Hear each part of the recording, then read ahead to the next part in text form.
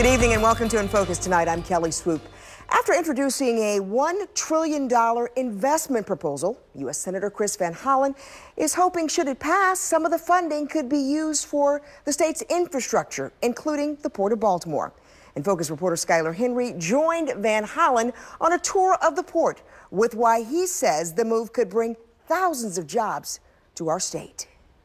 In his first time touring the port as a U.S. Senator, Chris Van Hollen says he and other Senate Democrats want to create an infrastructure bank that'll finance several necessary projects, including expanding operations at the port to bring in more cargo, more jobs, and more money for the local economy.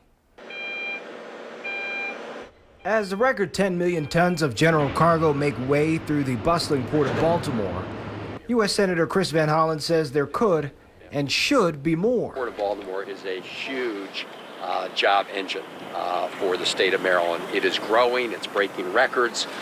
For the third year in a row, they were ranked the most efficient port.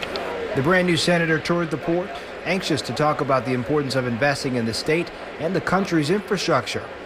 Last month, he joined other Senate Democrats to push a blueprint to rebuild the country's roads, bridges, and even ports. We've said, join us.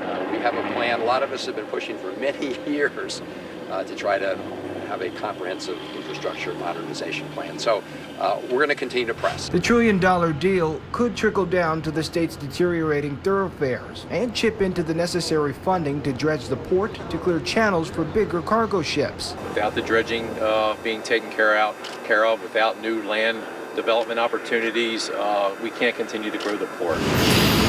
On a smaller scale, Van Hollen is hoping to improve port production by improving the Howard Street Tunnel. 1 to 2 feet of clearance through the tunnel could bring 6,000 direct jobs and give the port a competitive advantage. Which would be really important to increasing the ability of the port to bring in cargo and get it out by rail and more quickly. A quicker option for businesses and a bigger boom to the port's growth.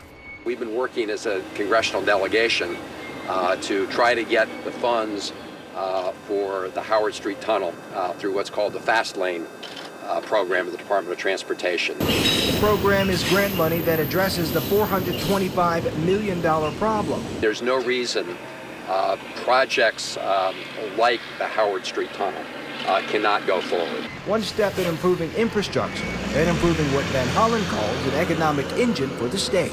Senator Van Hollen says he and other Senate Democrats are waiting to hear back about the $1 trillion proposal and if the Howard Street Tunnel project gets through the Fast Lane program.